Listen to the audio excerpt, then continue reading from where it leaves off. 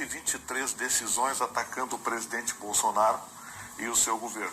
Algo inédito na história do Brasil. As urnas eletrônicas são totalmente confiáveis. O ministro do Supremo frisou que a Corte decidiu que as administrações federais, estaduais e municipais têm competência para adotar medidas de distanciamento social. Para todos vocês que o ministro Alexandre de Moraes, citado agora pelo Jorge Serrão, acabou de incluir o presidente Jair Bolsonaro no inquérito das fake news pelos ataques que o presidente fez às urnas eletrônicas. O ministro Alexandre de Moraes é o novo relator do inquérito que apura supostas interferências do presidente Jair Bolsonaro na Polícia Federal. O Supremo Tribunal Federal claramente interveio no poder legislativo, mesmo que acionado por senadores. 11 parlamentares, 10 deputados e um senador estão com sigilos abertos. Olha, o ministro do Supremo Tribunal Federal, Alexandre de Moraes, determinou ontem novas investigações em torno de uma suposta organização criminosa que teria sido detectada pela Polícia Federal. Ministro do STF, Gilmar Mendes, diz que presença de militares no governo associa a imagem do Exército a genocídio. Mais uma informação, o ministro do Supremo, Luiz Fux, pediu manifestações à Procuradoria-Geral da República e à Ordem dos Advogados do Brasil, a OAB, sobre a proposta do ministro Marco Aurélio Mello de levar ao plenário a análise de decisões que envolvessem atos dos poderes executivo e legislativo. O ministro do STF, Luiz Roberto Barroso, e o presidente do Senado, Rodrigo Pacheco, respondem às falas de Jair Bolsonaro sobre as eleições de 2022. Alexandre de Moraes manda investigar Jair Bolsonaro por vazamento de inquérito sigiloso da PF. O ministro do Supremo mandou apurar se o presidente cometeu crime ao divulgar dados sobre invasão ao sistema eleitoral em 2018. O STF quebra sigilos bancários de parlamentares bolsonaristas e aumenta a tensão entre os poderes. Conversa porque hoje pode ter uma decisão do Supremo sobre o candidato. A primeira turma da Corte decide neste momento, como eu falei na abertura do nosso programa, se recebe ou não a denúncia do Ministério Público contra o Bolsonaro por crime de racismo. Decano Celso de Mello. Vamos lembrar que o decano é alguém que considera o presidente Bolsonaro um nazista. Expor uma vez mais o ativismo e a militância desse Supremo, né?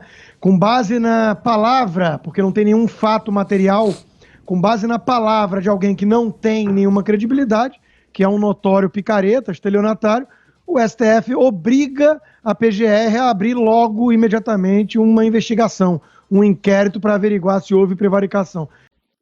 O Supremo Tribunal Federal garantiu autonomia a estados e municípios na luta contra a pandemia.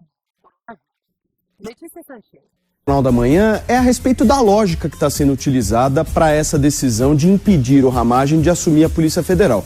Porque o ministro do Supremo Tribunal Federal, Dias Toffoli, defendeu nesta terça-feira o bloqueio de perfis nas redes sociais de investigados no inquérito das fake news, determinado na semana passada pelo ministro Alexandre de Moraes. Na véspera de entrar em vigor, ministra Rosa Weber veta decretos sobre posse de armas. O ministro Edson Fachin diz não a pedido do presidente Jair Bolsonaro e Supremo Tribunal Federal ainda pode abrir as próprias investigações. Destaque de Fernando Martins. O ministro do Supremo Tribunal Federal, Edson Fachin, arquivou ontem a ação movida pelo presidente Jair Bolsonaro, que tentava impedir o STF de abrir investigações por conta própria. O Supremo Tribunal Federal formou maioria para negar o pedido do governo para suspender o prazo de medidas provisórias. General, eu queria insistir um pouquinho mais nessa questão, também acho que ela precisa ser um pouco mais aprofundada, porque algumas palavras que o senhor mesmo coloca aí voltam ao início do programa, ao que a gente falava dos ministros do STF estarem extrapolando suas funções e desrespeitando a Constituição. Quando o senhor fala ali que eles, de certa forma, estavam promovendo um ativismo judicial, não foi esse termo, mas é o termo que se usa hoje em dia, eles foram pessoalmente ao Congresso se reunir com líderes partidários e aquilo provocou a reviravolta na votação. Era uma votação já garantida ali na comissão especial, foram trocados os integrantes da comissão por deputados que eram contra o voto auditável e a gente viu tudo o que aconteceu depois.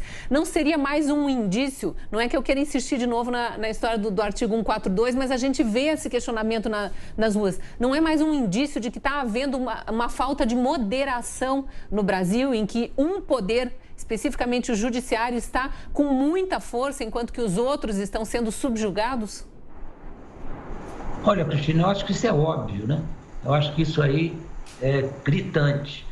E realmente, nesse caso, eu nem penso em 142, mas eu penso que uma intervenção de um ministro que vai conversar com líderes partidários em prol da sua ideia e acaba provocando essa troca que aconteceu entre gente que acreditava que merecia o voto impresso e gente que não acreditava, obviamente ele teve uma interferência no judiciário que não está de maneira nenhuma prevista em nada, em nenhum papel, em nenhum rascunho, em nada. Então é realmente isso que você falou, é uma interferência indevida num aspecto sério e que ficou caracterizada esse ativismo, né, do judiciário.